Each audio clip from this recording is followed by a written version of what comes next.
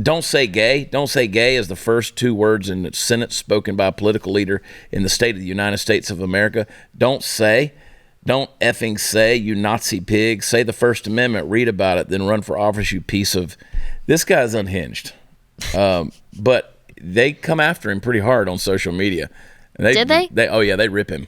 Okay. They rip him, which is good. But again, what they're doing with guys like Ron Perlman is the left uses those guys to help the misinformation campaign that's out there. So to think that this is some guy, like anytime any of these celebrities, in my opinion, I just think that whenever these guys go on these little rants and these tirades, people say, well, they're just trying to be relevant. No, they're useful tools, right? And so the left loves to use that and continue to push that thing out there, because the more that misinformation is spread, it's like anything else. It just becomes, the perceived common knowledge, right? I showed you that graph of the thing people perceive to be reality in America versus the true numbers that are out there. Yeah. How do we overcome any of this stuff if the perceptions are wrong, Well, so back to when I started my nonprofit, I was looking into effective communication strategy. And there's a study from Michigan State University that says the most effective way to actually reach someone with a hard to understand topic or with an issue that you have to understand why it impacts you and the world around you. So it's not just like an issue that you memorize and understand the basics of, or an opposing viewpoint. It was actually hearing it from a peer, not from a parent or a professor or somebody talking down to you as if they're explaining it from a professional standpoint. Yeah. And so taking that concept of peer rationale into not just an issue of communism and education, of history, if we take that into speaking to the members of our community, I think that that's really how we have positive change. Now, one example is all of these people that moved to Texas. You and I have been talking about Texas a lot today. Good. When I moved from New York State to Texas, I went to live out my values. I'm a conservative woman. I'm an American woman, very proud of those values, and I wanted to live out my values in Texas. When I moved into my house in my tiny little family-sized neighborhood right next to an elementary school, I didn't have a single person that brought me a little gift to my door and said welcome to the neighborhood. And when I was in a military family growing up, that always happened. Right.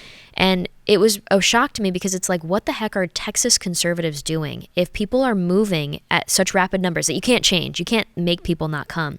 A lot of people are coming.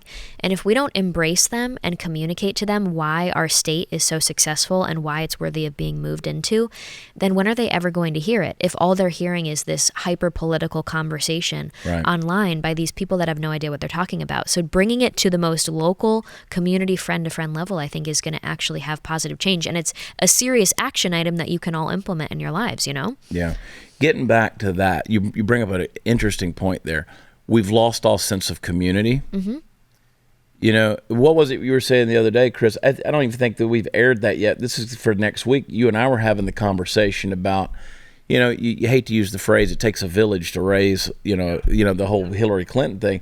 But in essence, that there is value to that statement if you understand it correctly. Yeah, not through government regulation. Yeah, it takes programs. A community to help a family. It used to be, you take welfare system or you take education system, any of those. Historically in America, it was the responsibility of the church. It was the responsibility of the community.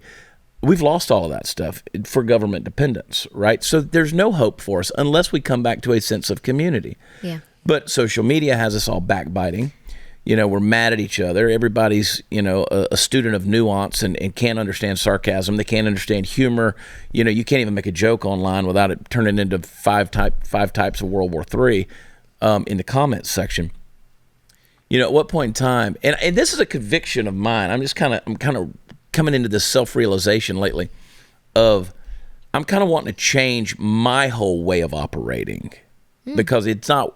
I've been doing things a certain way for a number of years now, and it's like, okay, that's not working.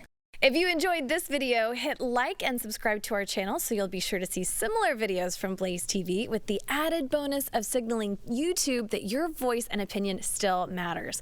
And if you're looking for more great conservative content, check out one of the 2 videos suggested here.